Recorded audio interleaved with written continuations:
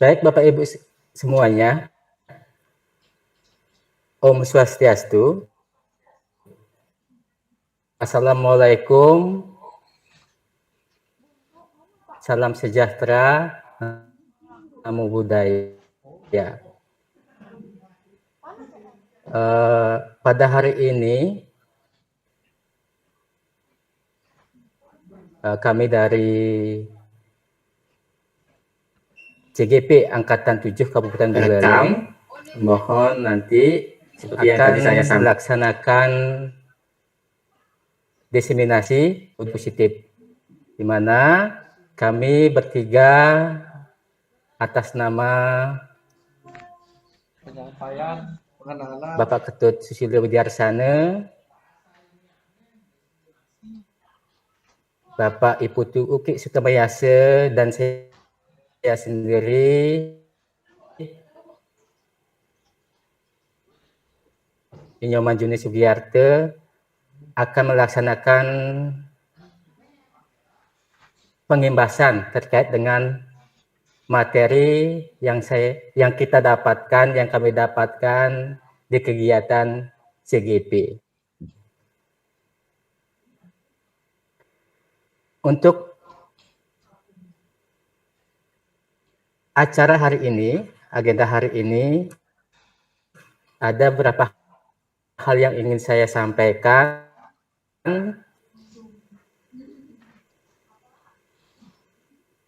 Satu, pembukaan. Dua, doa. Tiga, sambutan dari Bapak Kepala Sekolah. Empat, kegiatan inti. 5, tanya jawab. Dan yang keenam, penutup.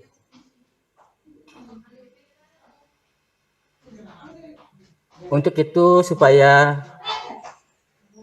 kegiatan hari ini supaya berjalan dengan lancar,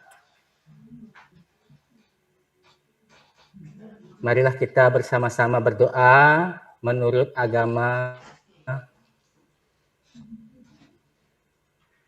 dan kepercayaannya masing-masing. Berdoa dimulai.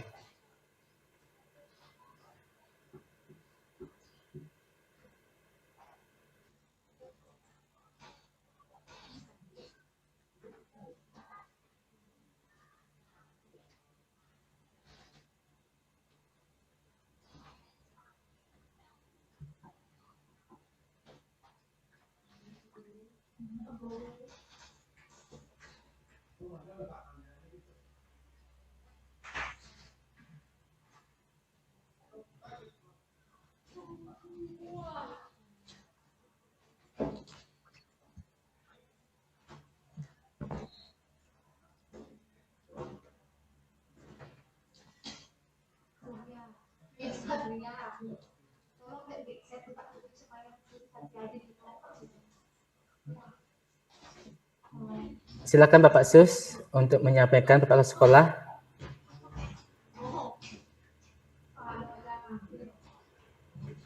Baik, terima kasih Pak Juni. Hari ini sebelum saya mungkin masuk pada materi, Bapak Ibu sekalian, saya akan memberikan arahan selaku Kepala Sekolah yang juga pada kesempatan ini selaku calon guru penggerak Angkatan ke-7 Kabupaten Buleleng.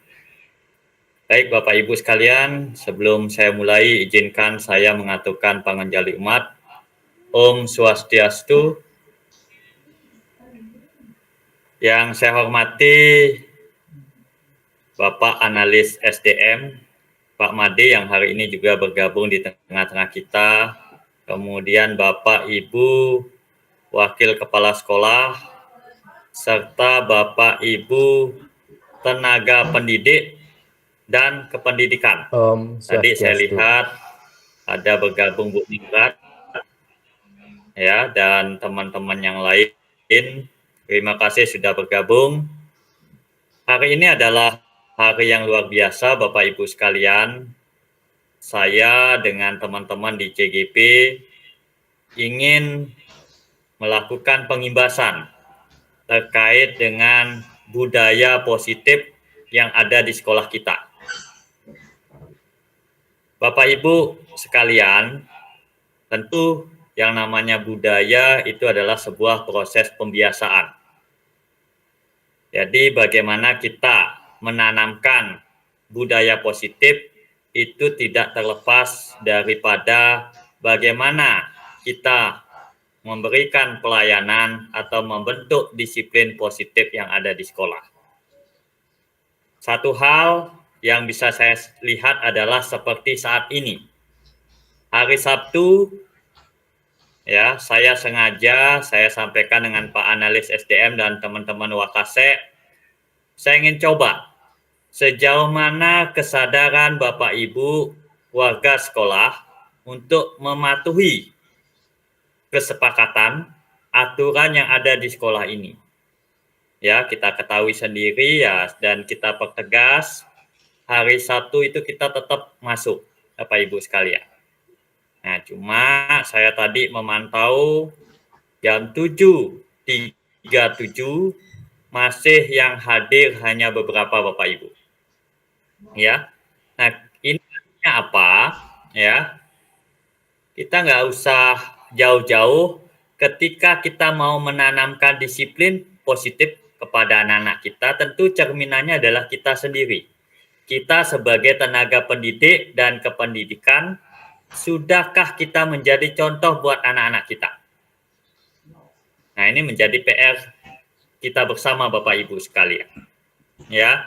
Nah, artinya harapan saya ke depan, kalau saya hubungkan dengan teori, nanti ada yang namanya teori motivasi. Nah, kehadiran Bapak Ibu ke sekolah itu apa karena takut dihukum? Apa karena memang perlu ada sebuah apresiasi atau penghargaan? Ataukah kehadiran Bapak Ibu karena panggilan diri? Ya. Jadi panggilan kesadaran diri Bapak Ibu sebagai seorang pendidik yang memiliki jam kerja dari hari Senin sampai hari Sabtu. Nah, ini yang nanti perlu kita samakan visi Bapak Ibu sekalian, ya. Dan hari ini nanti teman-teman dari calon guru penggerak akan banyak memaparkan terkait dengan budaya positif, mulai dari bagaimana filosofi pendidikan Ki Hajar Dewantara, kemudian bagaimana kita membangun disiplin positif, kemudian bagaimana teori perilaku, bagaimana membuat keyakinan kelas, sampai nanti bagaimana kita menyelesaikan suatu masalah dengan segitiga restitusi. Nah, jadi Bapak Ibu sekalian yang hadir ini penting, ya. Seperti yang sering kita lihat, ya, dan sering kita perdebatkan, apakah menghukum anak-anak secara fisik, apakah itu bagus terhadap anak-anak kita? Nah, tentu nanti teman-teman dari CGP akan mengulas banyak terkait dengan hal itu. Nah, saya akan masuk pada materi saya, ya, setelah saya memberikan arahan tadi, ya, mungkin Pak Uki bisa bantu, ya. Jadi, yang perlu kita diskusikan pertama sebelum saya lanjut, apakah yang kita maksud dengan budaya positif? Dan budaya positif apa saja yang sudah kita terapkan di sekolah? Mungkin dari Bapak Ibu ada yang mau memberikan tanggapan dulu? Boleh, silakan. Boleh raise hand dulu. Apakah yang dimaksud dengan budaya positif dan budaya positif apa yang sudah bisa kita terapkan di sekolah? Nah, ini kayaknya kalau dari wajah mimik Pak Dedi sudah siap menjawab. Mungkin Pak Dedi bisa dibantu?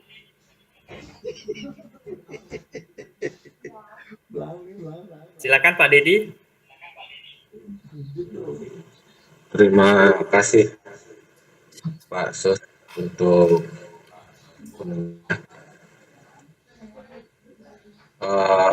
terkait dengan apa yang dimaksud budaya positif, itu versi saya adalah sebuah pembiasaan tentu yang akan membawa pengaruh baik minimal terhadap diri sendiri, dan tentu nanti akan berimbas kepada orang lain.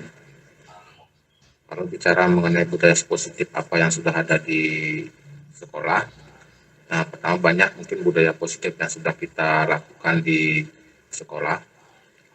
Yang pertama terkait budaya senyum sapa salam, kemudian terkait dengan budaya apa namanya, minta tolong, kemudian lagi budaya tuan 1 meter itu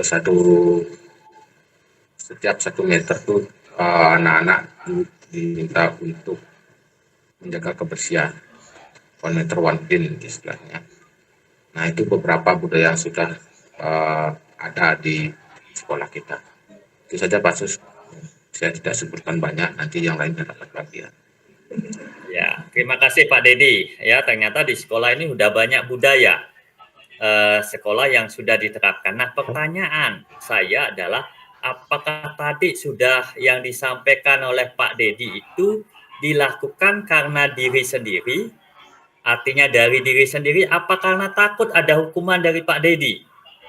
Nah, ini yang nanti saya akan banyak ya. Kalau kita lihat budaya positif sudah disampaikan oleh Pak Dedi tadi, budaya positif di sekolah itu adalah nilai-nilai dan kebiasaan-kebiasaan yang ada di sekolah yang berpihak pada peserta didik, ya, sehingga mereka dapat berkembang menjadi pribadi yang kritis, penuh hormat dan bertanggung jawab.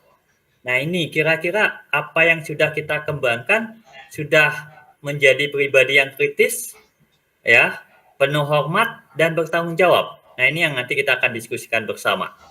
Nah, kemudian selanjutnya, nah saya ingin mengajak Bapak Ibu memahami kembali filosofi pendidikan Ki Hajar Dewantara. Nah, ini saya yakin di setiap pelatihan apapun, pertemuan-pertemuan ini selalu ditekankan. Karena kita sekian ganti kurikulum, kita kadang lupa. Ya, saya ingatkan Bapak Ibu terkait dengan filosofi pendidikan Ki Hajar Dewantara. Jadi yang pertama adalah semua anak terlahir dengan bakatnya masing-masing. Jadi setiap anak itu unik. Ya, jadi kita nggak bisa sama ratakan. Ya, yang pintar fisika, semua siswa harus pintar fisika, semuanya harus dapat nilai 100. Kita nggak mungkin. Ya, semuanya harus pintar berbahasa Inggris. Itu agak sulit karena setiap anak itu sudah lahir dengan bakatnya masing-masing. Nah, itulah tugas Bapak Ibu menemukan bakatnya. Nah, kemudian ya seperti yang saya sampaikan, bagaimana kita menuntun bakat anak itu untuk tumbuh dengan selamat dan bahagia. Ingat, selamat dan bahagia, bukan tertekan Bapak Ibu. Kalau kita ibaratkan Bapak Ibu sebagai seorang petani, ya, kemudian peserta didik kita ibaratkan bibit jagung, ini sama-sama ditanam di kubur tambahan, ya. Ada Pak Dedi, ada Pak Irfan, ya. Sama-sama nih ditanam, sama-sama bibitnya sama-sama ditanam di kubur tambahan. Kemudian ketika tumbuh dan berkembang, kenapa jagungnya Pak Irfan lebih kecil dibandingkan jagungnya Pak Dedi? Ya. Nah, tentu ada perlakuan berbeda Bapak Ibu. Ya. Ya, mungkin Pak Irfan lupa ngasih pupuk, lupa menyiram, ya. Kalau Pak Dedi rajin ini, ya, selalu dikasih pupuk tanamannya sehingga tumbuh berkembang menjadi jagung yang unggul.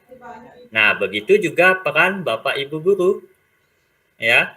Nah, kemudian yang ketiga yang selalu saya ingatkan bahwa anak kita itu lahir sesuai dengan kodrat zaman dan kodrat alam. Ya, kita nggak boleh lagi seperti zaman kita, ya, ngajarin matematika, yang bisa hitung-hitungan, tidak boleh istirahat. Kalau dulu kan begitu, ya.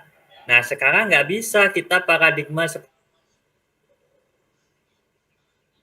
sesuaikan dengan kodrat zaman. Mereka lahir di zaman yang milenial, ya, generasi Z, kemudian kodrat alam. Nah, kemudian selanjutnya, pertanyaan yang sering saya munculkan adalah, apakah pembelajaran Bapak Ibu berpihak kepada anak? Atau sebaliknya, penghaluan guru ngajain, ya, apa seperti itu Bapak Ibu? Ya. Nah, kemudian yang terakhir, bagaimana Ki Hajar Dewantara mengingatkan terkait dengan pembangunan karakter dan budi pekerti. Ya, ingat itu Bapak Ibu sekalian, ya, 5 pointer filosofi pendidikan Ki Hajar Dewantara yang harapan kita adalah jangan sampai Bapak Ibu melupakan ini. Oke, lanjut Pak Uki.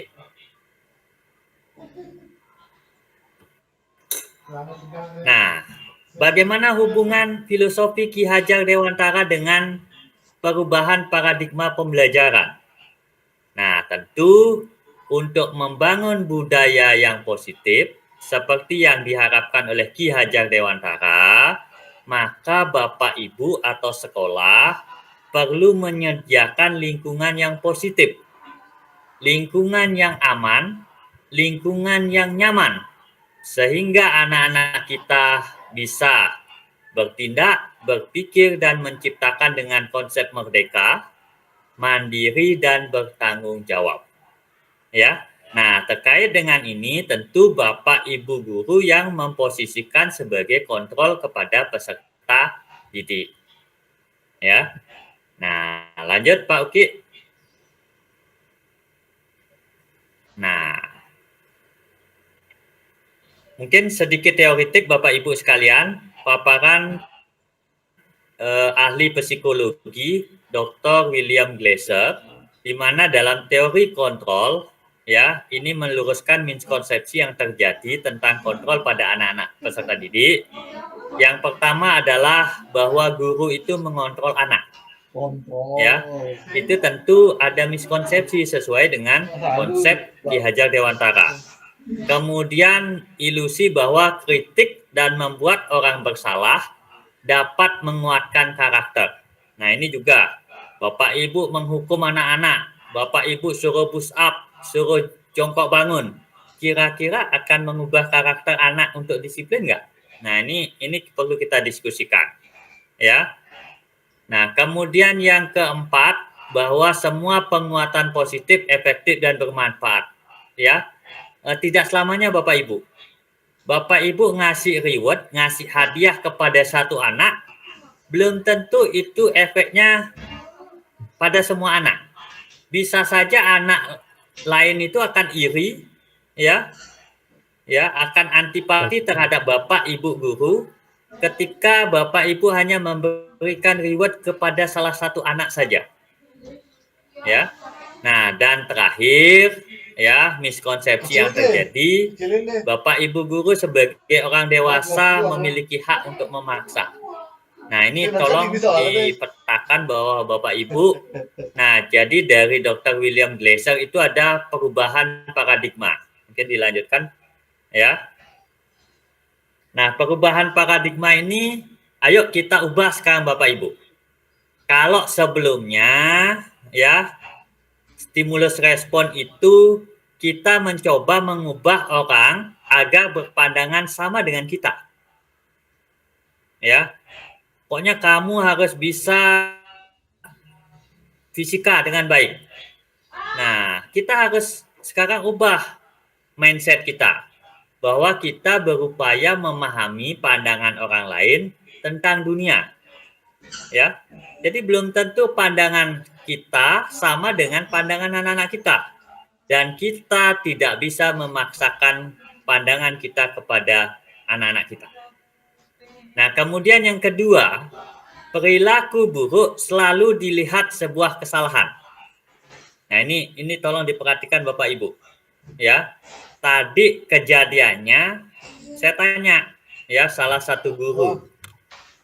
Ya. Dia izin, dia terlambat hadir ke sekolah. Saya tanya, ya, harapan saya, kamu kenapa terlambat? Kan begitu. Ya, berarti kamu salah. Nah, saya coba deketin. Kenapa kok terlambat? Nah, ternyata setelah dia tanya, Pak Sus, mohon maaf, saya terlambat karena anak saya saat ini sedang sakit. Nah, tentu Bapak Ibu tidak bisa menyalahkan hanya sudut pandang dia tidak hadir, oh terlambat, dia salah dan lain sebagainya. Ya.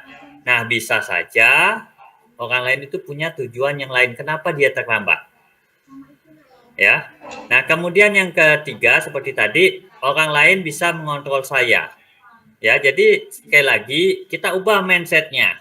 Ya, hanya Bapak Ibu atau diri kita sendiri yang bisa mengontrol diri kita, bukan orang lain. Ya. Kemudian Bapak Ibu juga tidak bisa mengontrol orang lain. Sama, saya nggak bisa mengontrol Bapak Ibu. Ya, tinggal yang bisa saya kontrol sebagai kepala sekolah adalah bagaimana saya membuat keyakinan atau kesepakatan di sekolah ini. Jam berapa kita harus masuk? Ayo kita sepakati Bapak Ibu sesuai dengan aturan dan norma yang ada. Ya. Nah, kemudian ayo kita ubah pola pikir kita. Biasanya kita debat, ya. Kita pikir, oh saya menang, orang lain yang kalah. Nah, tetapi bagaimana di sekolah ini kita budayakan tidak ada yang kalah. Artinya semua menjadi pemenang. Atau yang sering saya bilang, bagaimana kita mencari solusi win-win solution. Ya, artinya tidak ada yang merasa salah, tidak ada yang merasa kalah. Oke, next. Nah, terus yang kedua yang ingin saya diskusikan dengan teman-teman adalah apa makna disiplin. Boleh bisa dibantu kira-kira apa makna disiplin? Saya minta bantuan Bu Vera. Bu Vera gabung dengan saya, silakan Bu Vera. Bu Kadek Perayani. Nah, kira-kira apa makna Bu Pak Sus yang bergabung. Baik, terima kasih kesempatannya Pak Sus. Kira-kira Bu Vera boleh dibantu apa makna disiplin? Disiplin itu adalah suatu sikap yang mengikuti aturan yang sudah disediakan. Mungkin seperti itu, Pak. Tidak melenceng dari aturan yang ada. Oke, terima kasih. Lanjut. Ya. Oke, ya seperti yang sudah disampaikan tadi, disiplin itu adalah ketaatan atau kepatuhan pada aturan. Ya, kita sering disiplin itu dihubungkan dengan hukuman. Nah, pertanyaan kita adalah tentu, apakah hukuman itu baik atau tidak? Ya, apakah tidak justru hukuman itu akan menyebabkan hal itu tidak berdampak negatif terhadap anak-anak kita. Nah, yuk kita diskusikan bersama. Pak Uki bisa lanjut.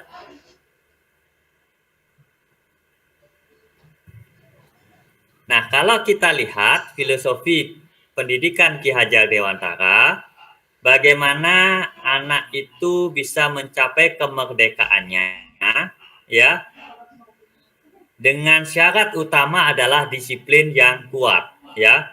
Nah, disiplin yang kuat ini harapannya adalah bukan karena faktor eksternal, bukan karena paksaan, tetapi lebih karena faktor daripada internal, artinya motivasi dari diri sendiri. Ya, oke lanjut. Pak Uki. Nah ini, ayo saya ingin mengajak Bapak Ibu untuk merenung. Ya, ada 3 teori motivasi perilaku manusia Bapak Ibu. Ya, nah, yang pertama itu apakah anak-anak yang kita hukum, ya, misalnya dia disiplin di sekolah, hadir tepat waktu, itu apakah karena memang dia menghindari ketidaknyamanan atau menghindari hukuman? Kemudian yang kedua, apakah dia hadir seperti tadi Bapak Ibu guru hadir di olahraga, apa karena memang mendapatkan imbalan? ya biar dilihat sama kepala sekolah rajin, ataukah karena Bapak Ibu ingin menghargai diri sendiri, ya? Oh, saya sebagai tenaga pendidik dan kependidikan, jam kerja saya dari hari Senin sampai hari Sabtu.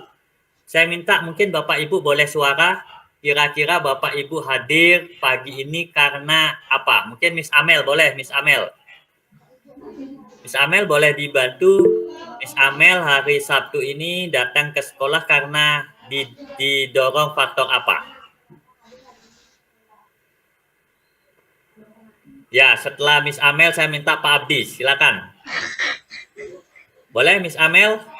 Kira-kira hari Sabtu diminta ke sekolah untuk Saturday Sport, kira-kira didorong oleh faktor yang mana?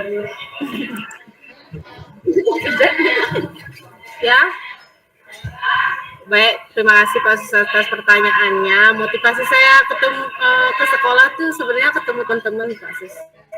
Biar bisa ketawa, bisa berbagi kayak gitu Pak Sus.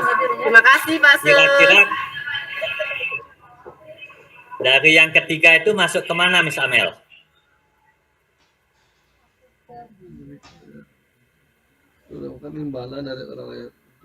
Apa masuk yang pertama karena takut dihukum, di absen sama kepala sekolah? Apa faktor yang kedua supaya dibilang rajin sama kepala sekolah? Atau karena faktor ketiga dari diri sendiri? Kira-kira Bu Amel yang mana? Harus jujur ya. Dari sendiri Pak. Yakin Bu Amel? Enggak, saya nggak takut dihukum kok Pak. Oh, kalau saya salah ya dihukum. Kalau Oke, saya benar ya, diri sendiri ya ya. jangan dihukum loh Pak. Oke. Iya, dari diri sendiri Pak. Oke, ya. Terima kasih Bu Amel. Saya minta Pak Abdi. Silakan Pak Abdi. Sudah angkat tangan ini. Oke, terima kasih Pak Sus. Dari ketiga faktor di atas ini Bapak melupakan satu Pak, faktor instrumental namanya Pak. Faktor niat untuk melanjutkan hidup. Kalau saya masih ke sana Pak, karena kalau kita belajar secara apa ya, kalau ini jujur-jujuran ya, kita kan sekolah itu ya mengajar, satu panggilan jiwa, kedua mendapatkan hak kita seperti itu.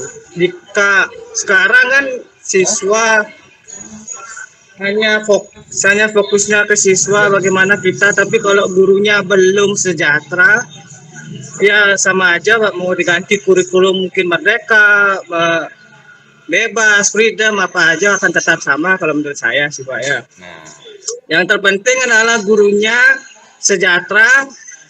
Gampang lah kita untuk mengajarkan ke muridnya. Ada apa ya teori yang saya lupa saya dapatkan pada saat saya PPG seperti itu Pak. Jadi diibaratkan sebuah karyawan kita di sini kan artinya melayani, sama kita ibaratkan seperti kita karyawan dalam sebuah restoran. Jika gaji dan segala sesuatunya itu sesuai, berarti pelayanan itu pasti bagus Pak. Jika sampai sekarang pun misalnya maaf ya kontrak juga belum dapat gaji, mungkin ya ada, bukan ya salahnya Bapak, mungkin ada ke dinas seperti itu ya, gimana mau pelayanan sedangkan kita nggak munafik Pak ya, kita ke sekolah juga pakai bensin. Kalau misalnya kan banyak guru yang juga mengutang atau menggunakan tabungannya sendiri. Kalau saya itu, menurut saya itu guru itu sudah sangat loyalitas kalau menurut saya Pak. Mungkin itu aja Pak ya. Ya, Pak Abdi boleh kita diskusi sebentar. Kira-kira Pak Abdi kalau memberikan pelayanan itu masuk kategori teori yang mana? Kalau ke melayani mungkin teorinya belum saya baca Pak, baru saya sampai ke teori instrumental aja karena sesuai. Kira-kira dari tiga teori yang saya sampaikan, mulai karena takut untuk menghindari ketidaknyamanan atau hukuman, kemudian supaya dibilang rajin atau ada prestisenya, atau memang kesadaran diri sendiri. Mungkin Pak Abdi ketika memberikan pelayanan masuk yang mana? Kesadaran diri sendiri, Pak, karena sebagai guru kan mengikat, sama seperti tugas profesional yang lain yang ada dalam yang termaktub untuk melayani masyarakat. Guru kan adalah salah satu contoh profesi ke pelayanan.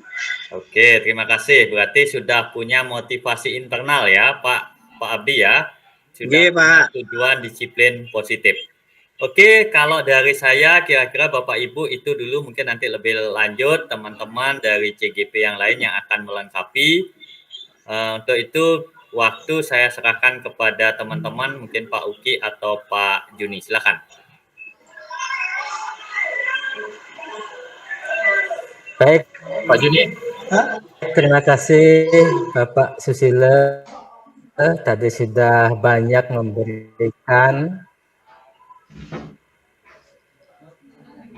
atau berbagi terkait dengan budaya positif. Tadi sudah banyak sekali disampaikan. Ya, terima kasih Pak Susilo. Semoga apa yang disampaikan bisa menjadi acuan pembelajaran untuk kita semua di sekolah ini, untuk kemajuan sekolah kita nanti. Oke, berikutnya waktu saya persilakan kepada Bapak Uki. Ya, Bapak Putu Uki untuk menyampaikan terkait dengan budaya positif. Silakan Bapak Uki, waktu dipersilakan. Cek. Terima kasih Pak Juni. Yang terhormat Bapak Kepala Sekolah, Bapak Analis SDM, yang saya hormati Bapak Ibu Wakase dan rekan-rekan guru dan staf yang hadir pada kegiatan hari ini. Jadi saya akan melanjutkan materi terkait dengan diseminasi budaya positif pada hari ini. Nah, tadi Pak Sus sudah menjelaskan terkait tentang disiplin, hukuman, atau reward begitu. Jadi pada kegiatan ini kami ingin berbagi beberapa hal yang mungkin nantinya berguna bagi Bapak Ibu. Gitu. Tapi semuanya tergantung pada Bapak Ibu. Istilahnya kalau saya ambil kutipannya, air yang diminum oleh sapi akan jadi susu. Kemudian air yang diminum oleh ular akan jadi racun gitu. Saya dapat dari film sebenarnya itu. Jadi nanti terserah Bapak Ibu nanti bagaimana menggunakannya. Nah, materi hari ini yang saya sampaikan itu ada 2. Yang pertama itu 5 kebutuhan dasar manusia. Jadi kenapa materi ini masuk dalam dunia pendidikan sebenarnya adalah untuk mencari dasar dari sebuah permasalahan di sekolah. Contohnya terkait dengan perilaku negatif siswa. Jadi kalau tidak tahu dasarnya, kita bisa menentukan solusi apa yang terbaik begitu. Jadi semua permasalahan itu ada sumbernya. Contohnya ada siswa kita yang mencuri begitu. Apa sih dasarnya dia mencuri? Belum tentu semuanya karena kelaparan atau apa begitu. Nah, untuk memandu materi saya akan menyampaikan sebuah pertanyaan. Nanti penjelasan saya akan menyangkut ke pertanyaan pemantik ini. Di sini ada sebuah kasus namanya Ibu Ambar, guru wali kelas 2A di SD Pelita. Dia kebingungan karena anaknya yang bernama Doni itu sering mengambil makanan teman-temannya secara paksa. Begitu. Nah, dari kasus ini kira-kira di gambaran di Bapak Ibu itu kira-kira alasannya apa ya? Ada yang tahu nggak? Kira-kira apa? Mungkin apa ya? Oh, Pak Abdi, coba Pak Abdi. Oke, terima kasih Pak Putu. Menurut saya Pak Putu ya, dari kacamata yang bisa saya telaah, si Doni ini kemungkinan datang dari latar belakang keluarga yang mungkin sangat tidak mampu Pak Putu. Dilihat ketika dia di sekolah, dia memaksakan untuk mengambil makanannya. Ini di sini ada dia, dasarnya adalah keinginan dia teori bertahan hidup Pak Putu. Karena kan perut lapar, jadi kalau sudah perut lapar, kalau sudah berurusan dengan perut, segalanya mungkin bisa menjadi gelap kalau saya ya teorinya ya. Jadi kemungkinan yang bisa kita lakukan adalah kita menghampiri anak tersebut, kita mencari tahu bagaimana keadaan si Doni ini di rumah untuk dapat memberikan stimulus atau solve problem yang tepat untuk si Doni ini. Terima kasih Pak Putu. Baik Pak Abdi, terima kasih banyak atas tanggapannya. Apa yang disampaikan Pak Abdi adalah salah satu kemungkinan yang kita terjadi atau menjadi dasar kenapa si Doni ini bisa melakukan hal tersebut. Tetapi kita sebagai guru tidak bisa langsung menyampaikan hal itu ketika melihat. Benar tadi kata Pak Abdi, kita harus mendekati dulu apakah benar dasarnya adalah dia lapar atau memang tidak punya uang begitu. Semuanya ada dasarnya, tapi tidak bisa disimpulkan dari sekali melihat. Kalau ada istilah teorinya adalah teori gunung es, kelihatannya kecil tapi di bawahnya besar.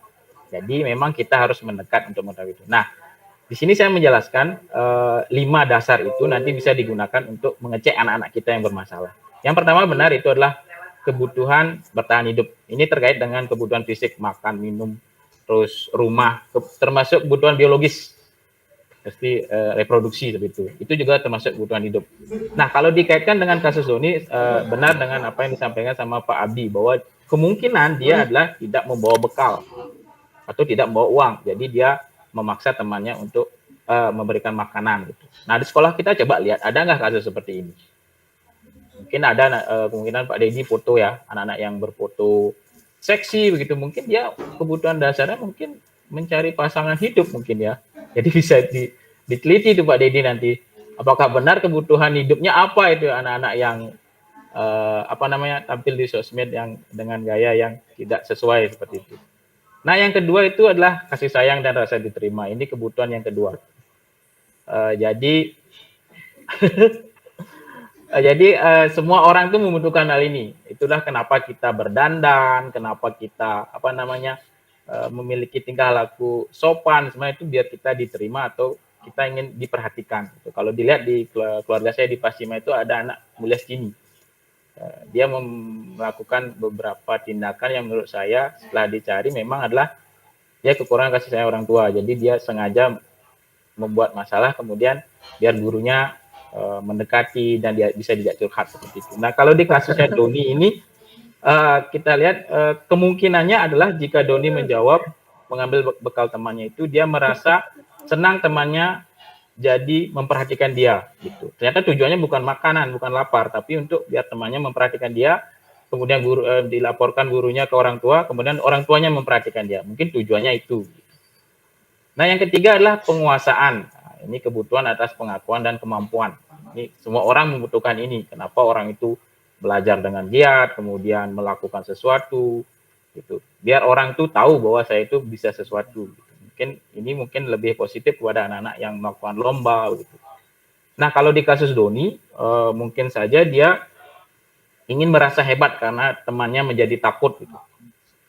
Dia bisa mengatur temannya mengikuti keinginannya. Itu berarti dia memang kebutuhan dasarnya adalah biar diakui oleh teman-temannya bahwa dia hebat. Gitu. Itu yang kasusnya Doni. Nah, kemudian kebebasan. Nah, ini pilihan. Jadi setiap orang itu pasti ingin bebas memilih untuk melakukan yang dia inginkan. Nah, untuk nih kasus Doni ini bisa dilihat kalau Doni itu melakukan atau merampas makanan temannya itu adalah karena dia mungkin bosan dengan masakan orang tuanya. Jadi dia ingin memilih atau ingin masakan lain tapi tidak dimasakkan oleh orang tuanya. Jadi dia mencoba semua makanan temannya seperti itu. Itu kalau dikaitkan kasus Doni ya. Nah, yang kelima atau yang terakhir itulah kesenangan. Nah, ini yang sebenarnya harus kita berhati-hati. Jika seorang anak melakukan hal negatif, itu adalah sebuah kesenangan, itu bisa sebenarnya mengarah ke psikopat sebenarnya. Artinya ketika anak itu, si Doni ini senang melihat temannya itu menangis, atau merasa takut, atau kesal, itu adalah hal yang berbahaya untuk anak. Karena dia merasa itu adalah kesenangan.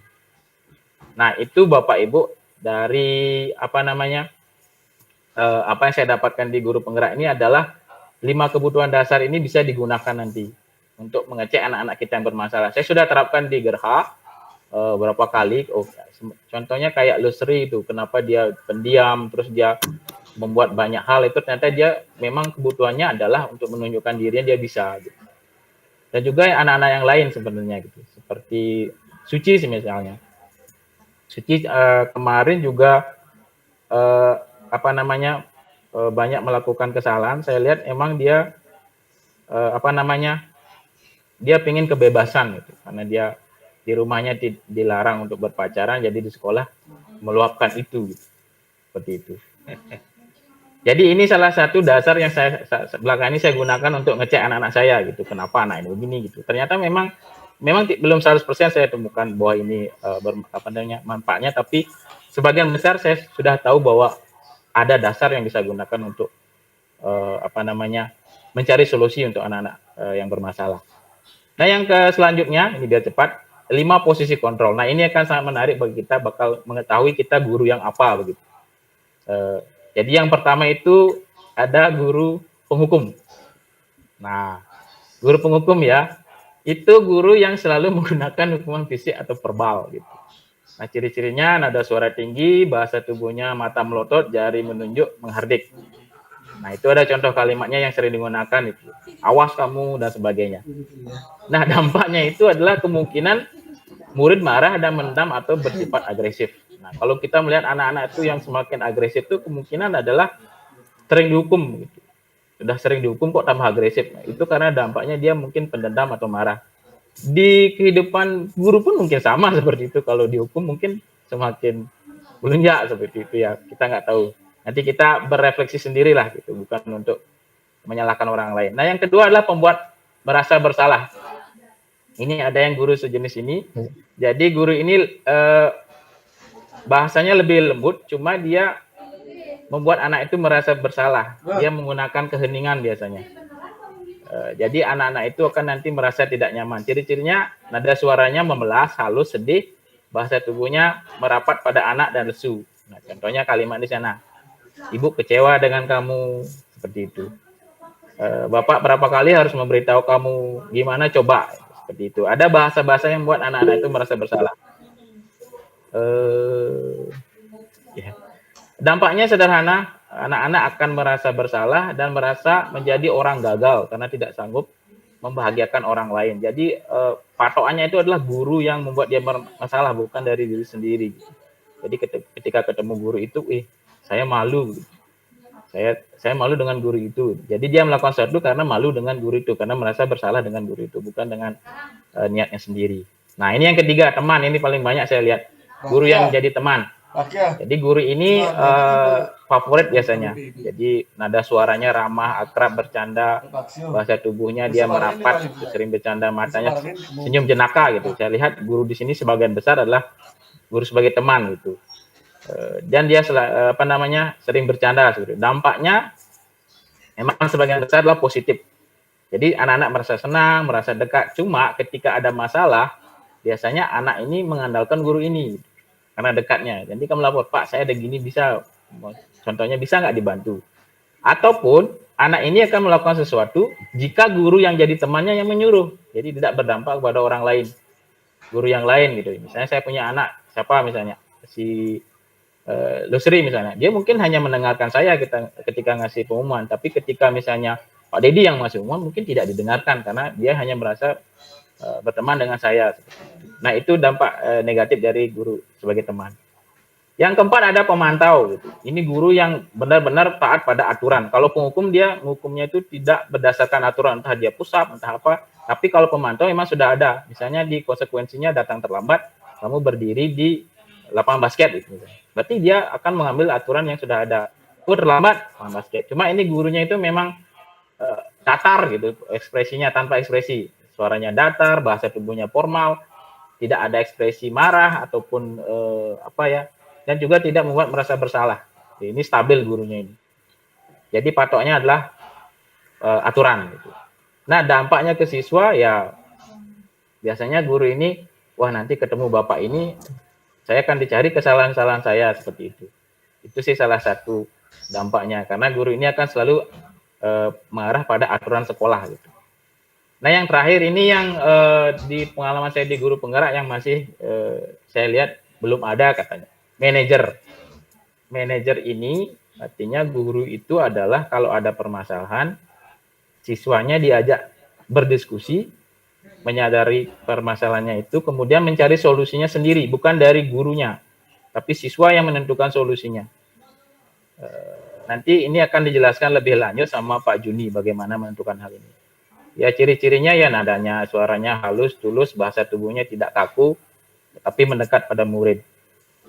Nah, tujuan dari manajer ini sebenarnya adalah penguatan karakter, artinya mereka menyadari sendiri permasalahannya, kemudian menentukan solusinya sendiri. Jadi jika kedepannya ada permasalahan lagi yang sama, kita biasanya ini sebagai digunakan untuk pengingat begitu.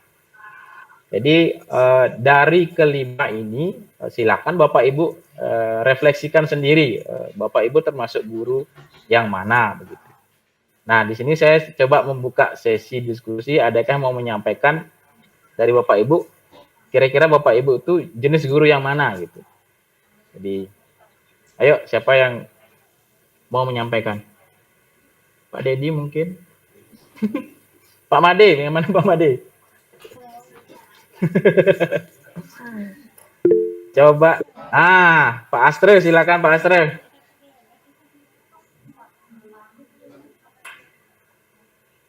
Pak Astre, silakan. Baik, terima kasih waktunya Pak Uki. Jadi materinya sangat menarik sekali apa yang sudah disampaikan Pak Uki tadi.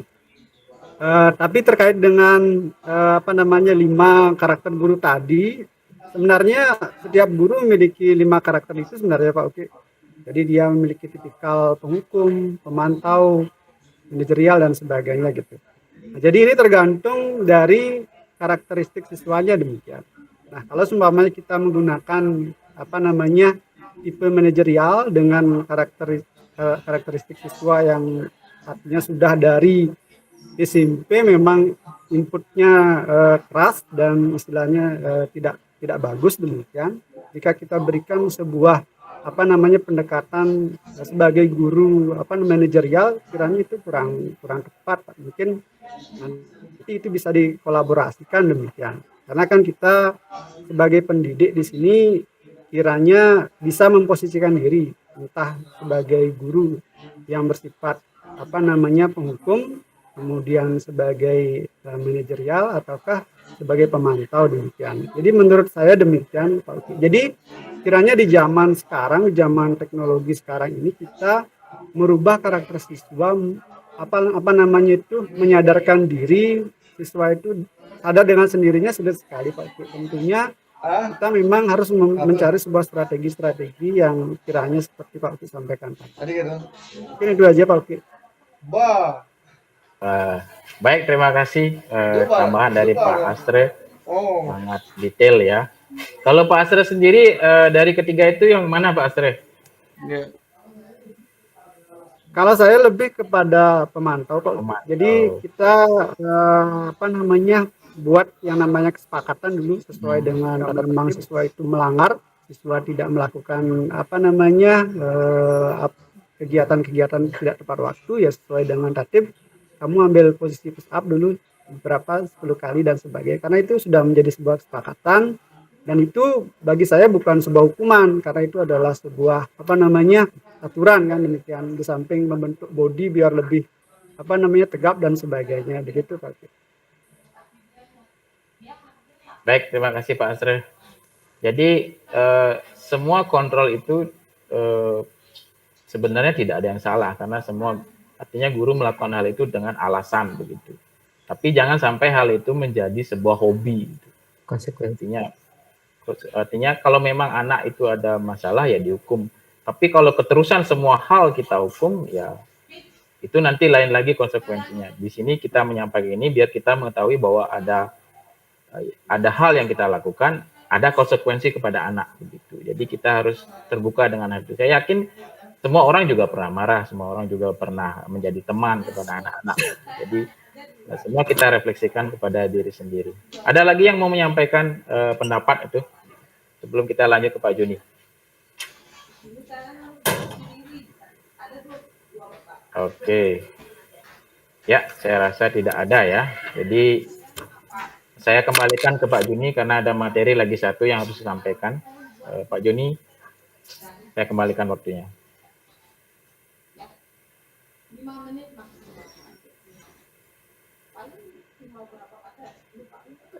Pak Uki, waktunya mohon diperhatikan juga ya.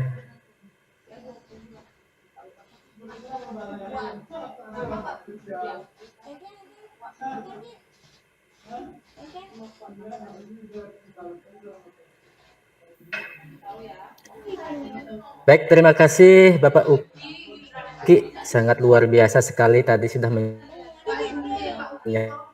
menyampaikan terkait dengan kebutuhan dasar manusia dan fungsi kontrol seorang guru. Nah, sekarang saya berikutnya akan menyampaikan terkait dengan keyakinan kelas dan segitiga institusi, di mana semua ini berkaitan satu sama lain dan tidak dapat dipisah-pisahkan seperti itu. Nah, semuanya berkaitan seperti itu. Nah, baik, silakan Pak Uki di scroll.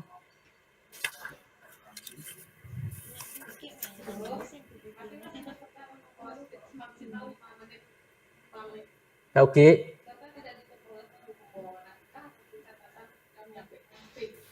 Sudah, Pak. Bisa dibantu Pak Uki untuk menayangkan slide-nya? Mengenal.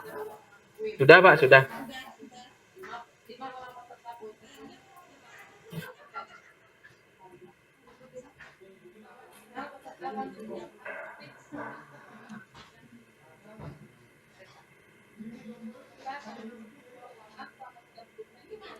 Pak Uki.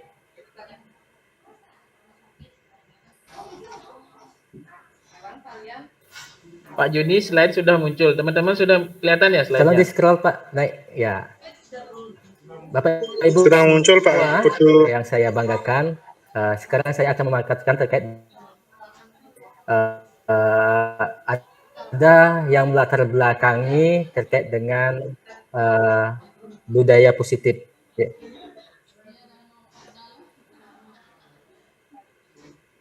Nah, tadi sudah disampaikan jelas oleh Bapak Susilo terkait dengan budaya positif. Budaya positif itu adalah nilai-nilai, keyakinan-keyakinan, dan kebiasaan-kebiasaan yang berpihak pada murid, agar murid dapat berkembang menjadi pribadi yang kritis, yang penuh hormat, dan bertanggung jawab. Nah, jika kita mendengar kata disiplin, nah, maka yang kita terbayang adalah peraturan.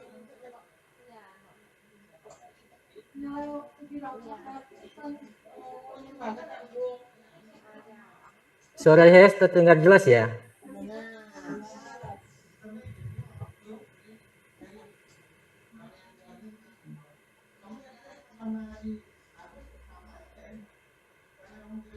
Agak lambat suaranya Pak Juni.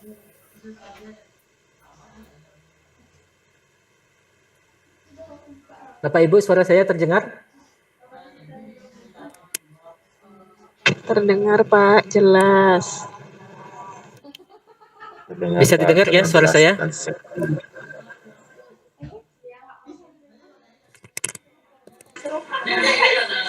Bisa Pak. Baik, Bapak Ibu, saya lanjutkan.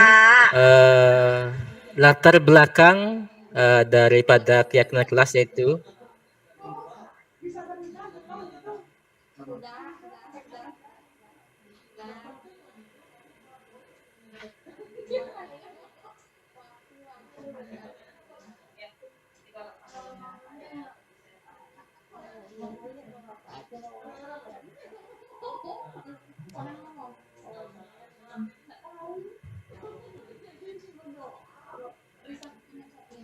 Oke, baik Bapak Ibu semua.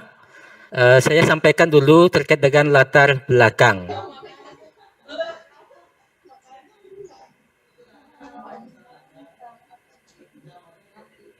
Oke, tadi sudah disampaikan bahwa budaya positif itu adalah membentuk anak menjadi pribadi yang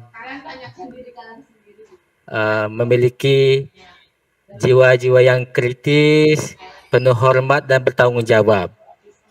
Nah, untuk menuju disiplin yang setelah dipaparkan oleh Ki Hajar Dewantara, pada transisi pembelajaran dari pembelajaran jarak jauh ke pembelajaran tatap muka, kita sadari di mana pembelajaran online itu tidak efektif.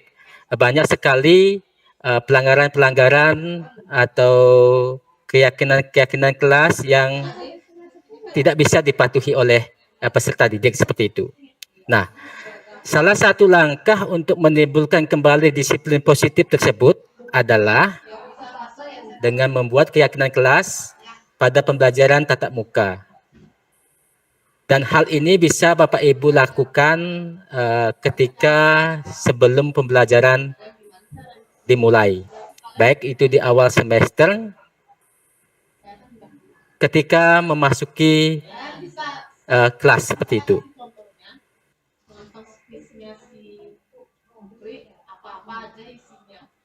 Silakan dinaikkan Pak. Pak Uki.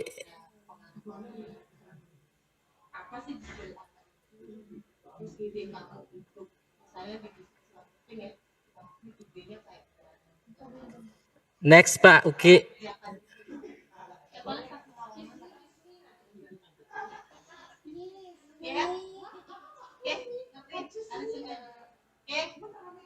Yang mana Pak Jun? Saya nggak tahu ini yang mana Bapak minta.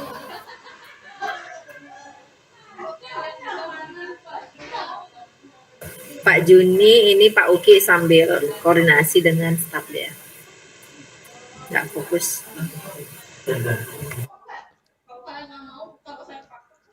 Bagian apa Pak Juni? Biar benar nih saya carikan dulu. Tujuan, manfaat. Sekarang kita mulai dengan pengertian. Oh, pengertian ya. Ngomong aja Pak, saya yang ini. Kelas adalah salah satu disiplin positif yang harus pengertiannya Pak. Yang pengertiannya Pak.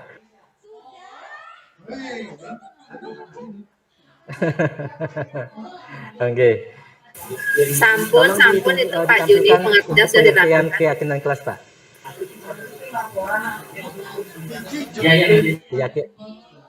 Keyakinan kelasnya pengertiannya.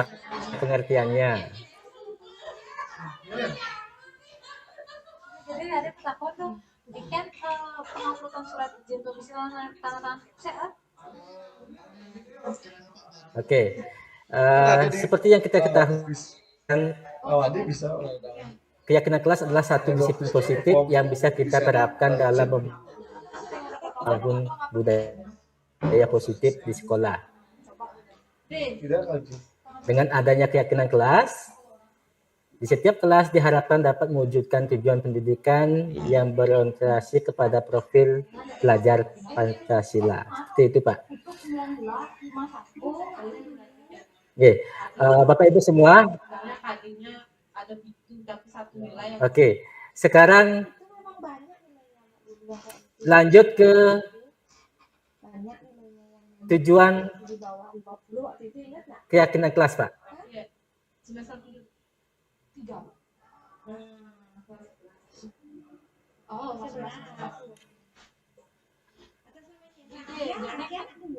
Bagian apa Pak Juni? Sebenarnya Bapak lambat nyampe di laptop Bapak ininya. Bagian apa Pak?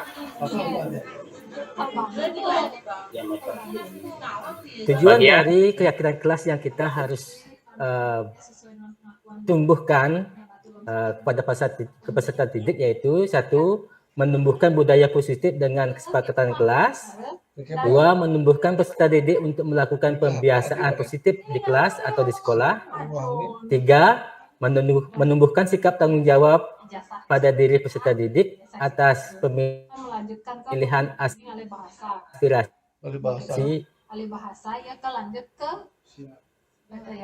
idenya melalui kesepakatan kelas. Dan terakhir, menumbuhkan rasa saling menghargai diri sendiri dan orang lain. Nah, itu tujuan dari keyakinan kelas atau sepakatan kelas yang dibentuk di kelas Bapak Ibu semuanya. Nah, manfaatnya apa? Nah, manfaat dari sebuah keyakinan yang dibuat bersama semua anggota kelas. Kenapa masalahnya? Nilai apa? Nilai apa? Ini dah manfaat, Pak. Sudah, Pak. Sudah Pak Juni, sudah dimanfaat Pak Juni. Nah, apa manfaat dari pembentukan keyakinan kelas? Nah, manfaat dari sebuah keyakinan kelas adalah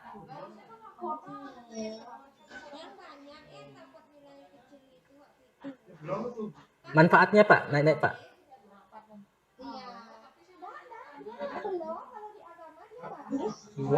Pak Juni, sudah kelihatan nih teman-teman Pak Juni slide-nya. Jadi Pak Juni jelaskan saja langsung, nanti saya mengarahkan slide-nya. Mungkin lambat di Pak Juninya, Pak.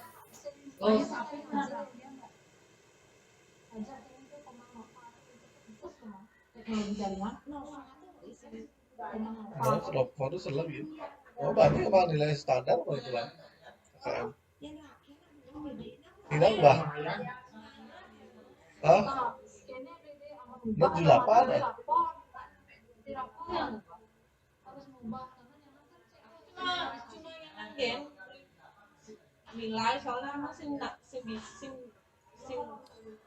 Ya. Manfaat dari keyakinan kelas yaitu semua anggota kelas, guru dan murid, ya, guru dan murid bisa, ya, diharapkan dapat meningkatkan kedisiplinan murid, yakni disiplin diri yang muncul dari dalam diri sendiri, bukan dari paksaan dan dalam bentuk aturan dan sanksi. Nah, itu manfaat dari pembentukan keyakinan kelas.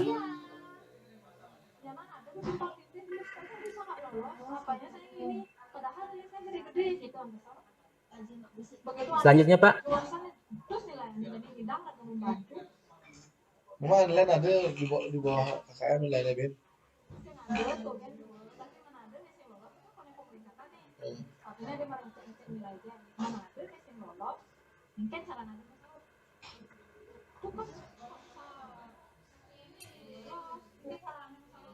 Bilang ada kesalahan.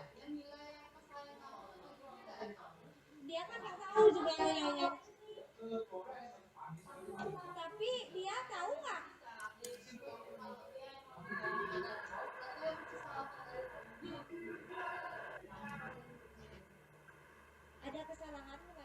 Baik, saya ulang kembali terkait dengan manfaat dari keyakinan kelas, yaitu sebuah keyakinan kelas yang dibuat bersama semua anggota kelas, yaitu guru dan murid. Dengan adanya keyakinan kelas diharapkan dapat meningkatkan kedisiplinan murid, yakni disiplin diri yang muncul dari diri sendiri, bukan paksaan dan bukan aturan dan sanksi.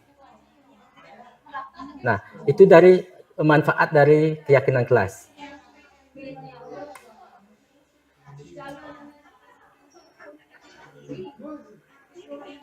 Nah, Bapak Ibu semuanya, terkait dengan apa yang saya sampaikan dengan keyakinan kelas, di mana harapan saya kepada Bapak Ibu ketika sebelum memulai pembelajaran diharapkan untuk membuat suatu keyakinan kelas, di mana kesepakatan itu bisa dilakukan atau dibentuk secara bersama-sama dengan guru, dengan siswa di kelasnya itu sendiri. Nah, selanjutnya saya sampaikan terkait dengan segitiga institusi. Nah,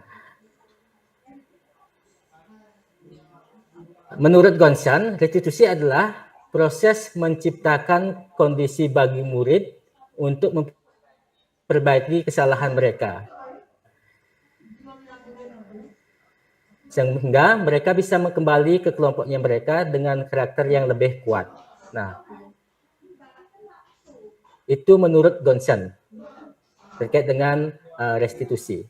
Nah, restitusi juga berarti proses kolaborasi yang mengajarkan murid untuk mencari solusi untuk menyelesaikan masalah yang dihadapinya dan membantu murid untuk berpikir untuk seperti apa yang mereka harapkan. Nah, itu pengertian dari restitusi, di mana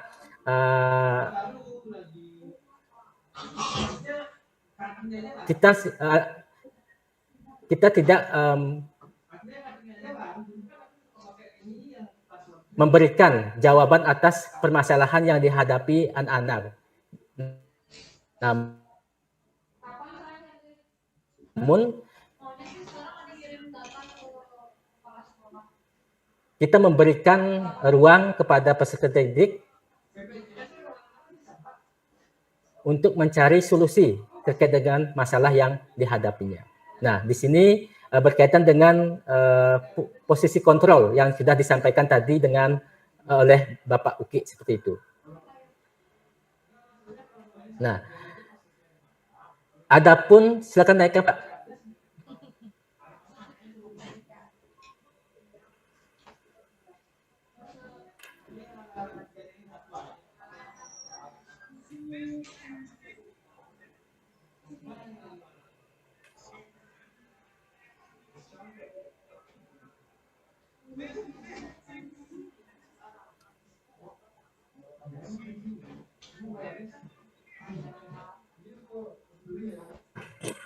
Pusing bagus tuh. Lambat. Pak Uki, mohon dinaikkan slide-nya. Slide segitiga restitusi Pak ya. Sudah nih Pak.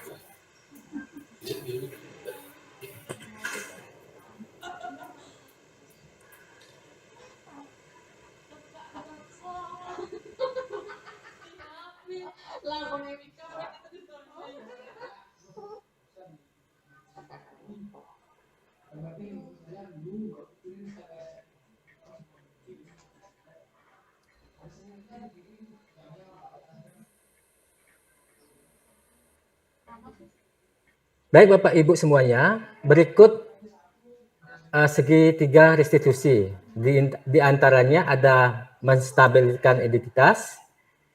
Yang kedua ada validasi tindakan yang salah.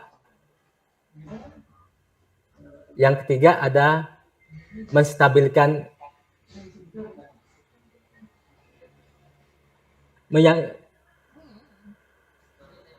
saya ulangi. Yang pertama ada menstabilkan identitas. Terus yang kedua menanyakan keyakinan, dan yang terakhir yaitu validasi tindakan yang salah. Nah, itu terkait dengan bagian-bagian dari restitusi.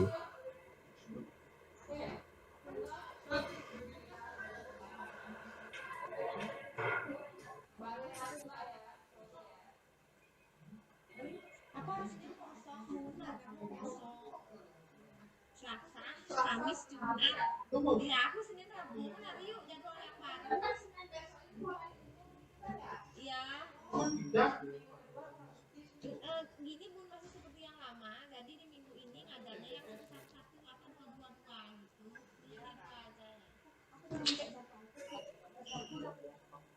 Lanjut Pak Juni, dijelaskan saja. Nanti saya mengarahkan slide-nya.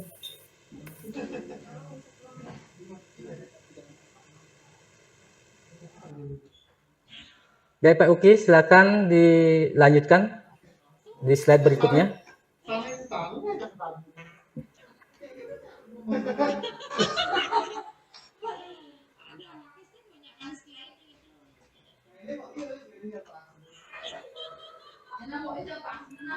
Oke, Bapak Ibu semuanya, berikut saya sampaikan bagian-bagian dari segitiga restitusi.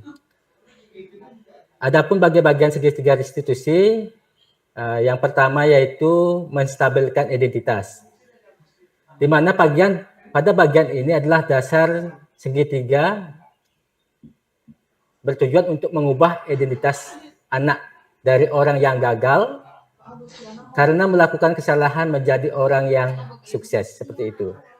Nah, di sini ada beberapa kalimat yang harus Bapak Ibu perhatikan ketika ingin mencari suatu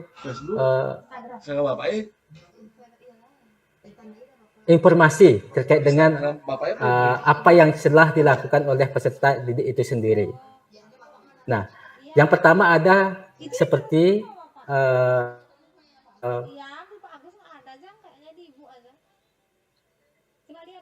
berbuat salah itu tidak apa-apa.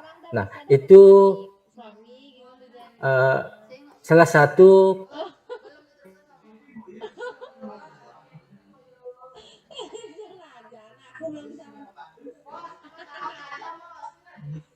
peserta didik itu sendiri. Yang kedua, tidak ada manusia yang sempurna. Nah, yang ketiga ada terkait dengan apa yang sudah disampaikan di dalam segitiga restitusi itu sendiri. Nah, Bapak Ibu semuanya,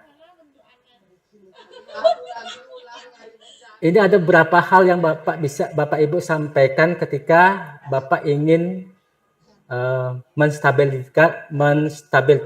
menstabilkan identitas peserta didiknya, seperti itu.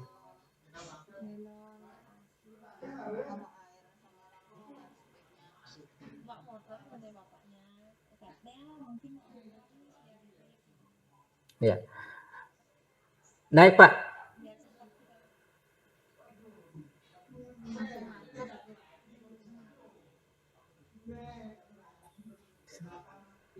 Slide selanjutnya, Pak. Oke.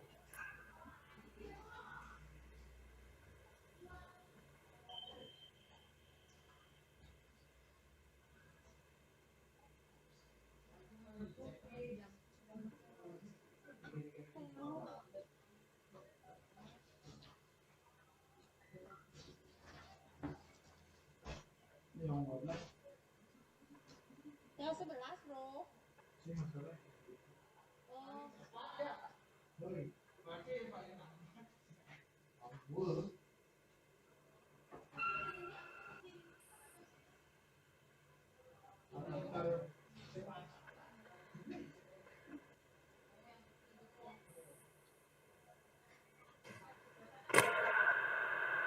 Di ngoyong ati.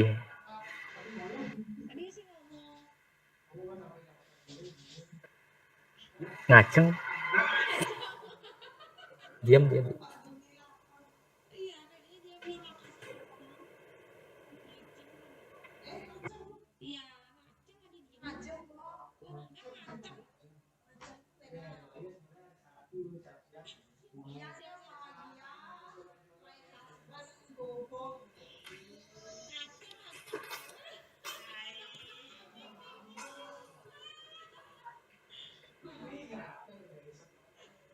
Sudah ya Pak Uki?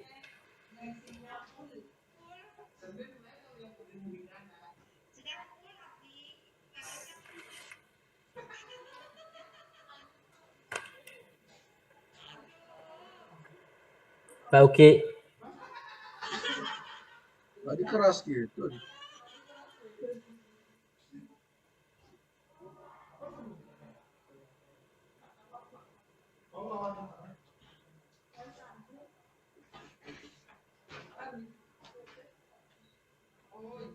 Nah,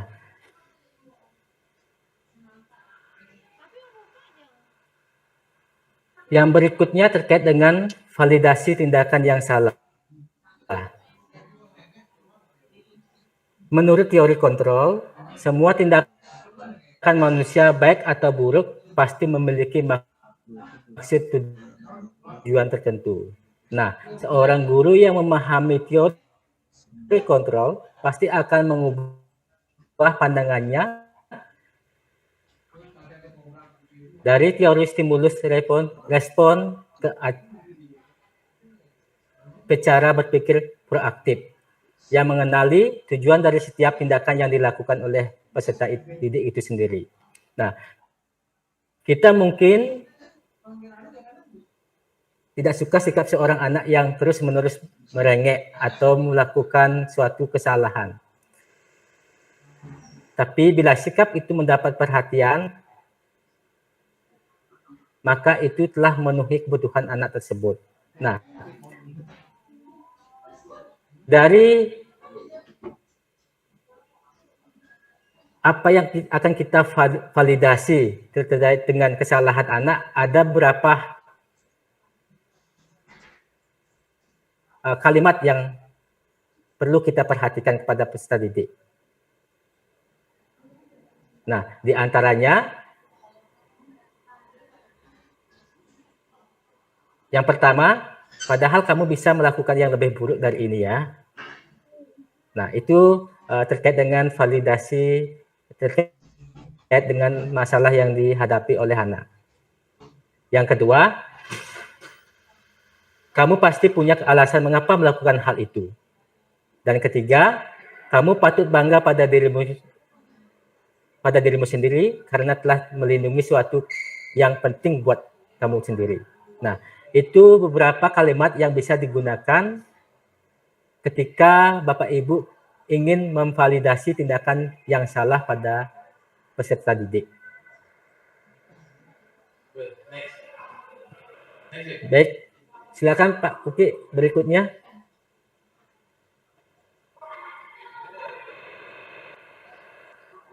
Terima kasih Pak, slide-nya itu Pak, sudah habis.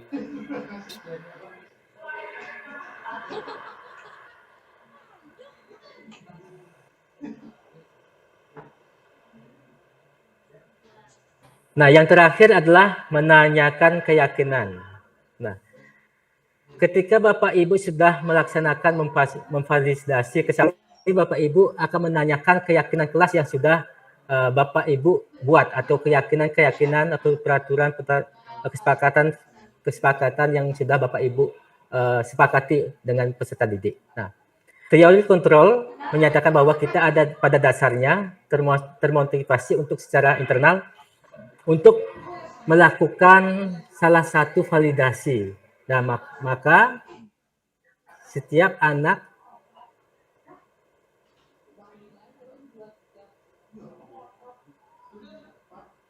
perlu kita ketahui dan kita ingatkan apa-apa keyakinan kelas yang atau kesepakatan yang sudah kita sepakati bersama-sama, seperti itu. Nah, dari keyakinan yang sudah kita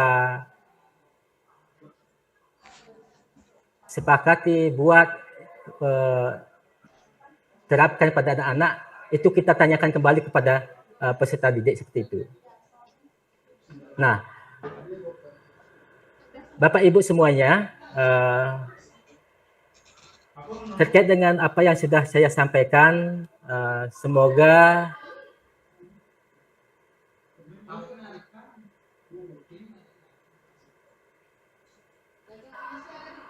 dengan materi keyakinan kelas dan segitiga restitusi ini, kita bisa memberikan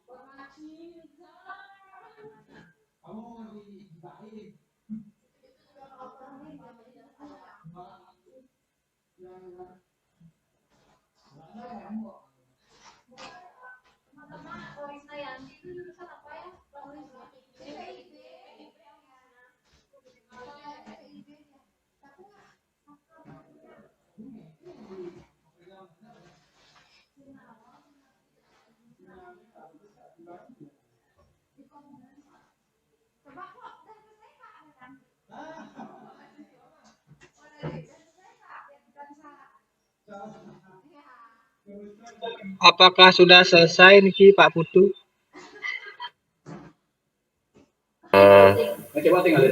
Nggih Pak Abdi niki Pak Juni sepertinya di planet lain kayak ini, jadi agak susah. Gimana Pak Sus, ini kita tutup saja apa isi sesi tanya jawab dulu ini? Ya, kayaknya udah cukup ya Pak Juni ini kayaknya nggak nyambung dia ya, mungkin terkendala koneksi nih ya. Jadi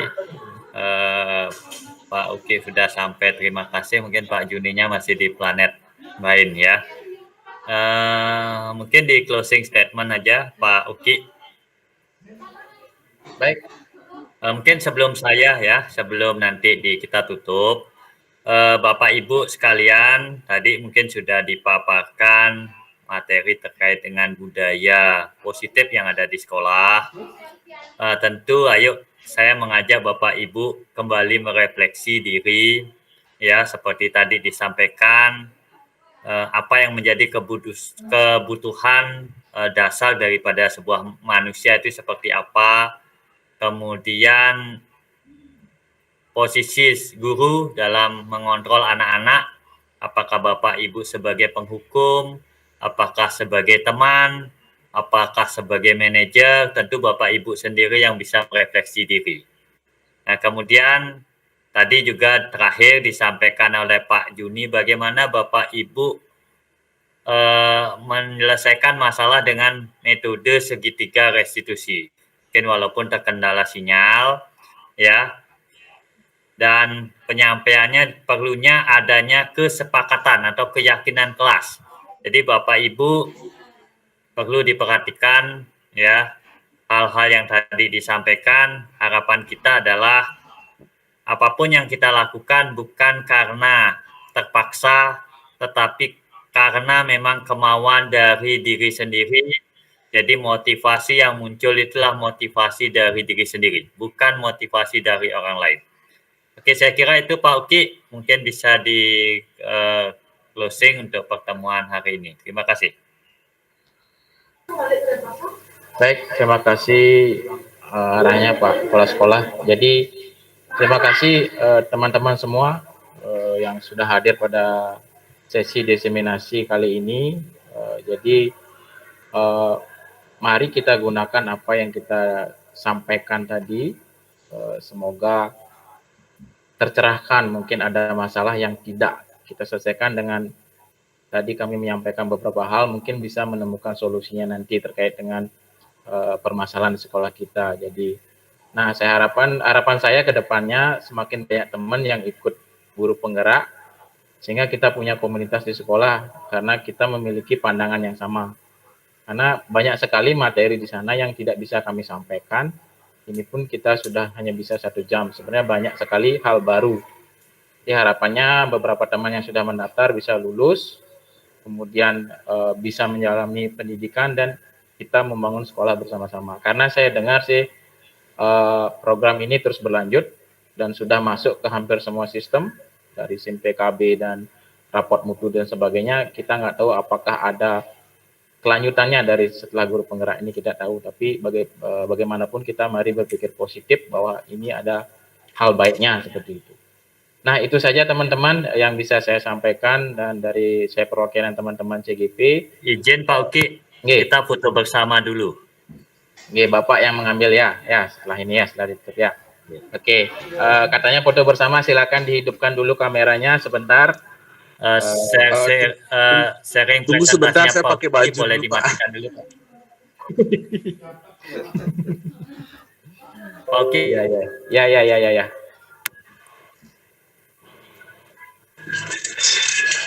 Ntar dulu Pak Uki. Oke. Sudah teman-teman ya. Pak Sus silakan diambil gambarnya ya. Yang mana? Ini enggak slide-nya ini ya? Ya, itu dah.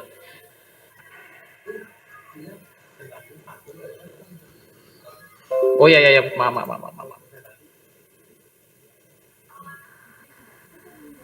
Oke. Sudah Pak Sus, silakan. Baik, teman-teman yang masih off kamera boleh dihidupkan. Kita formal dulu. Yang pertama saya ambil 1, 2, 3. Oke, tahan sebentar, boleh kasih gaya sedikit. Oke, tahan. Baik, siap. Boleh dikasih jempol. Nah, boleh. Salam 2 jari. Ya. Oke, siap. Ya. Tahan. 1, 2, 3. Oke, lagi sekali. Sabar. Kita ada salam nanjak. Ya. Jadi, Bapak, Ibu, silakan. Nah, salam nanjak. Oke, tangannya diangkat semuanya. Siap. Oke. 1, 2, 3. Baik, terima kasih Bapak Ibu yang hebat. Silakan kita tutup pertemuan ini Pak Uki. Makasih Pak. Ini lagi nanjak kok Pak, di atas genteng Pak. Bapak Suki, Mantap. ada cara ngikut KTP, Pak. Baik, saya tutup ya. Baik, demikianlah acara atau kegiatan diseminasi dari guru penggerak ini. Terima kasih semuanya. Saya tutup dengan para mesanti ya. Om Santi, Santi, Santi Om.